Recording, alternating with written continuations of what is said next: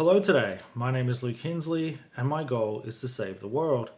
The means in which I intend to use is politics, or rather government, and specifically as a representative in the Australian federal government.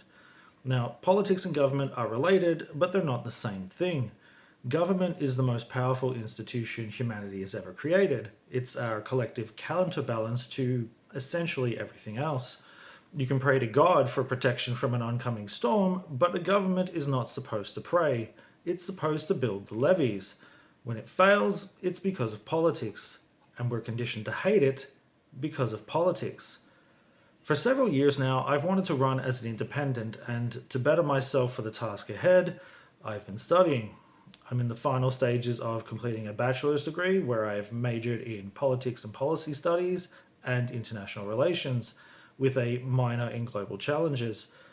I bring that up because I want to have a grown up conversation on what it is I've learned from my perspective.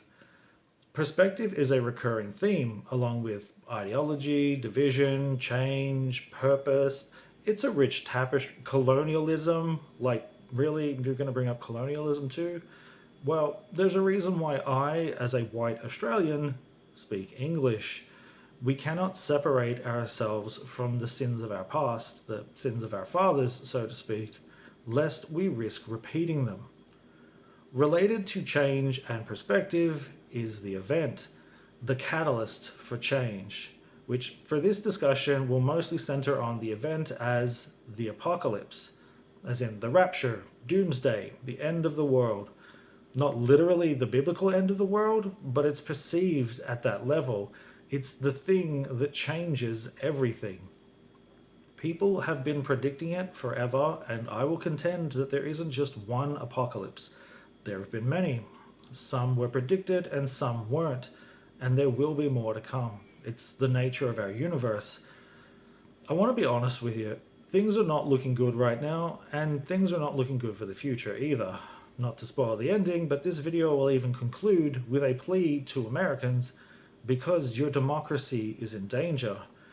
But this won't be all doom and gloom. In discussing where the problems lie, I will talk about the problems we've faced previously, when the event has arisen, where we have worked together to address it, and we have prevailed. It doesn't happen often, but it is possible. This will be a complicated network of overlapping themes and motifs that I'm still piecing together and trying to make sense of in my own mind, but I will try to make it as simple and as accessible as possible.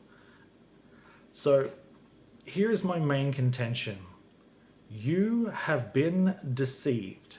You, me, we, the vast majority of us have been deceived. We have been propagandized to believe that the world is a certain way, and it's not. Now, I'm not talking about lizard people or aliens, nothing that interesting. It has to do with semantics, wordplay, distortions of meaning, and perspective.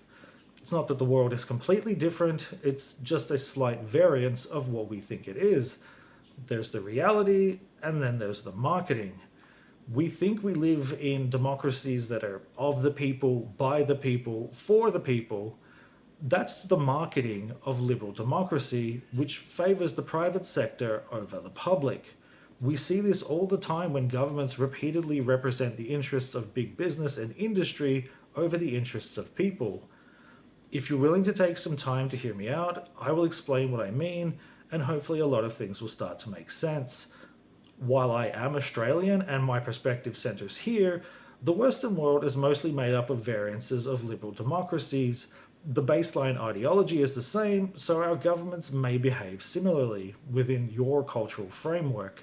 This might explain a few things for you too. So, let's get started, shall we?